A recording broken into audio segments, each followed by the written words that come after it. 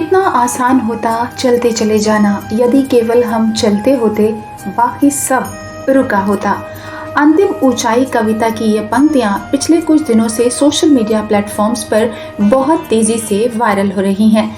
इन पंक्तियों में लेखक ने अपने मन के उधेड़-बुन को बेहद साफ सुथरे तरीके से पन्ने पर उतार दिया। आज हम बात करेंगे हिंदी साहित्य के अंतरिक्ष के ऐसे ध्रुव तारे की जो निराशा के घनघोर अंधेरे में भी हमको सही दिशा दिखाता है।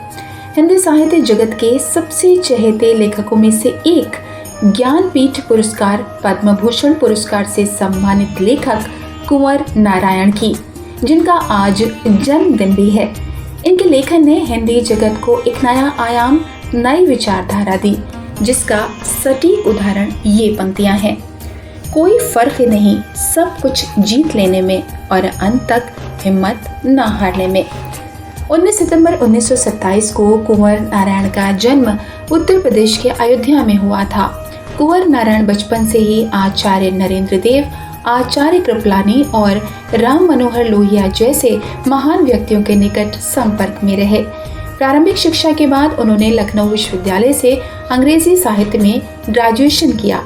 इसी दौरान वे लखनऊ लेखक संघ की गतिविधियों में सक्रिय रूप से भाग लेने लगे। इस दौरान ही उन्होंने अपना पहला कविता संग्रह चक्रव्यूह प्रकाशित किया। फिर इनकी कलम ने मनुष्यमय से भी तेज गति पकड़ ली और इनकी रचनाएं हिंदी साहित्य में एक अलग पहचान बनाने में सफल हुई।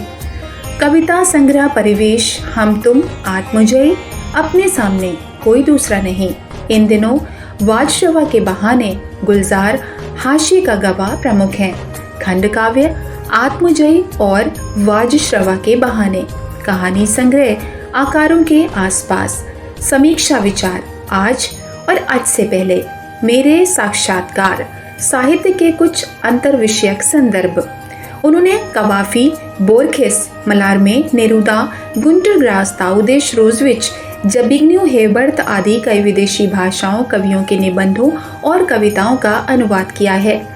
इन्होंने अपने लेखन में कहा है, नजरिया साफ हो तो क्या काव्य और क्या जीवन, दोनों जगह आदमी अलमस्त फक्कड़ सा चलता चला जाता है। और वो ऐसे विचारों के साथ 15 नवंबर 2017 को वे इस दुनिया को अलविदा कह गए। उन्होंने कहा था, कवियों का कोई ठिकाना नहीं, न जाने कितनी बार वे अपनी कविताओं में जीते और मरते हैं।